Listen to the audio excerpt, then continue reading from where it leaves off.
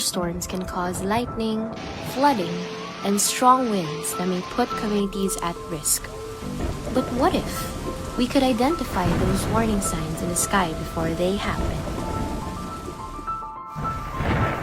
Did you know that certain cloud formations can warn us about an approaching thunderstorm?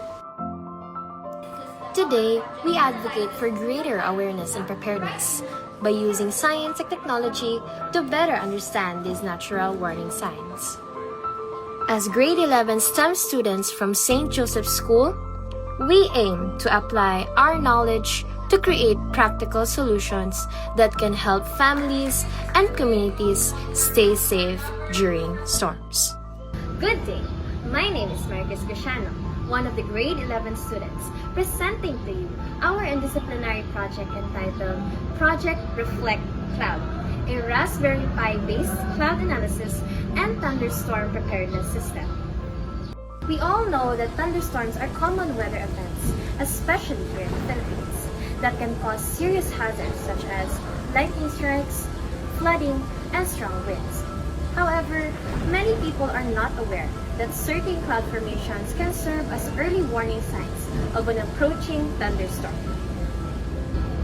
Because of this, our group created a project that combines science, technology, and digital advocacy to help people understand these warning signs and encourage families to be prepared for thunderstorms. To better demonstrate how our project works, let us now hear from our team members as they explain and demonstrate the Raspberry Pi cloud monitoring system behind Project Reflect Cloud.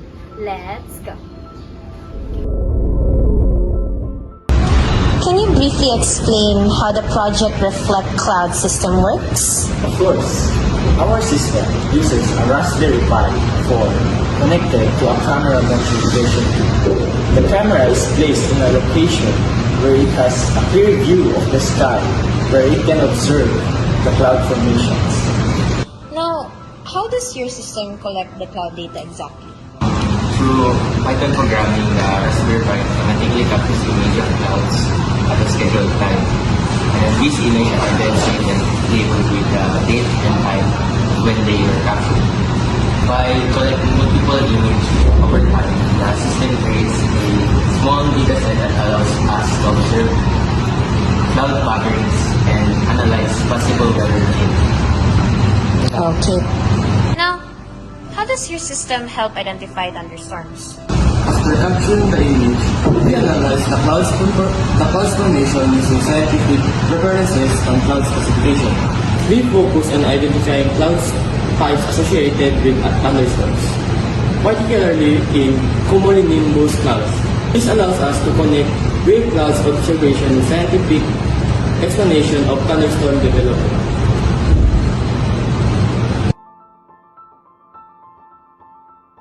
As we all know, thunderstorm is one of the very well-known natural phenomena in many parts of the world. That is why we, the STEM student, we want to make a project that could help understand this cloud formation. That is why our project aims to understand and monitor different types of cloud systems so we can understand how a thunderstorm can develop. One of the most important cloud types that is associated with thunderstorm is called a cumulonimbus cloud. A cumulonimbus cloud is characterized by a towering vertical structure and a dense and dark base. It is shaped like an anvil top that can reach the higher parts of the atmosphere. This type of clouds is formed when warm and moist air conjoin and rises into the atmosphere. When the air continues to rises, it leads a unstable atmospheric condition, and that leads to lightning, thunderstorm, heavy rainfall, and strong wind. By studying cloud formation in our system, we can understand how thunderstorms develop and identify early warning signs that can appear in the sky. A thunderstorm is expected in this area. This family prepares early to make sure everyone stays safe. What? There's a thunderstorm coming. I think we need to prepare. I checked the Raspberry Pi cloud monitoring system. The cloud formation shows that a thunderstorm might arrive soon. Alright, let's prepare our emergency supplies. We're gonna get the materials. Let's go. I'm gonna get the clothes and pack the bag. I'm putting the flashlight, first aid kit, and canned goods. I'll add extra water bottles and clothes.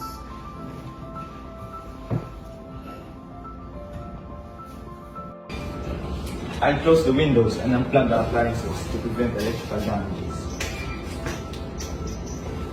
I'll just keep the documents safe. The thunderstorm has started, and the family follows their safety plan.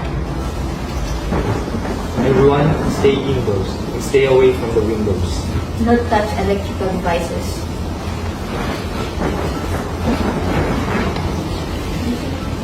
The emergency backup is ready. Now I'm listening for the updates in the battery-operated radio.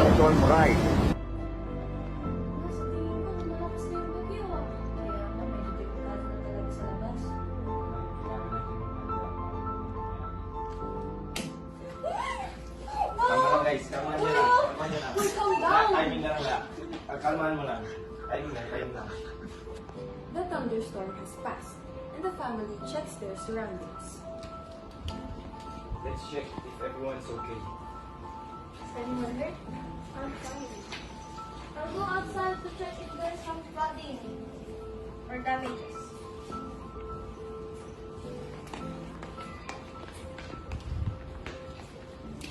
Mom, Dad, I'm going to restock our supplies for the next storm. If there's serious damage, we should report it to the authorities. Got it?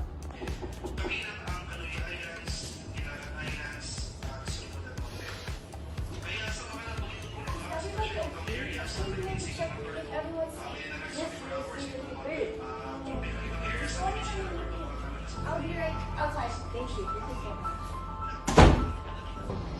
Preparing before, staying safe during, and checking conditions after a thunderstorm helps protect families and communities.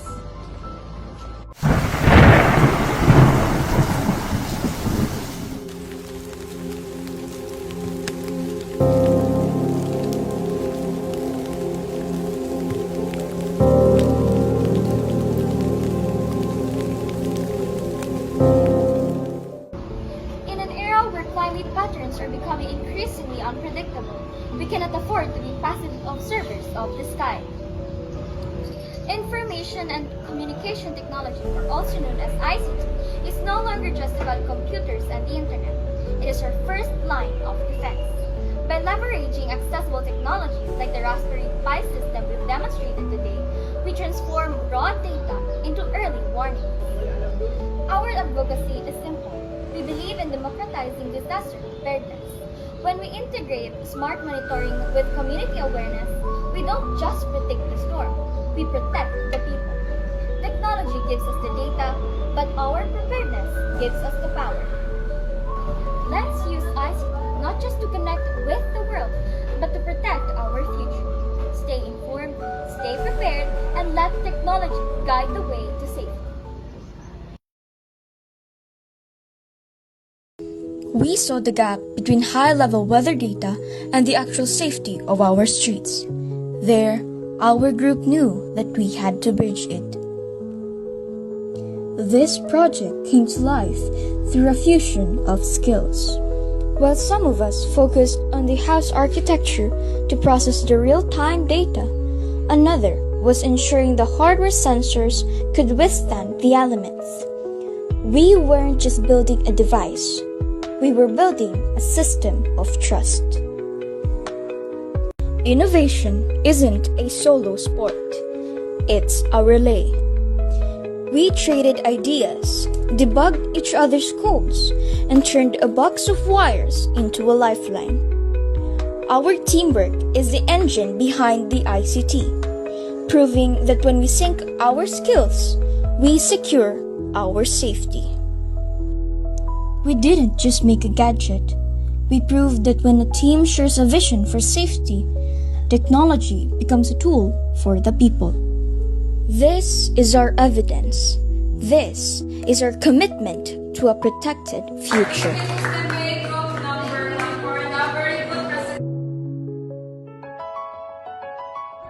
As we conclude, Project Reflect Cloud shows how science, technology, and community awareness can work together to build safer and more prepared communities. By combining knowledge, innovation, and cooperation, we can better understand risk and respond more effectively.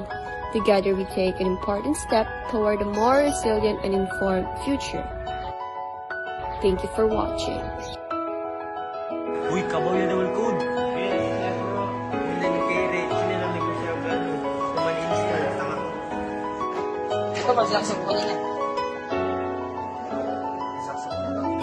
Our project analyzes real-time data right in the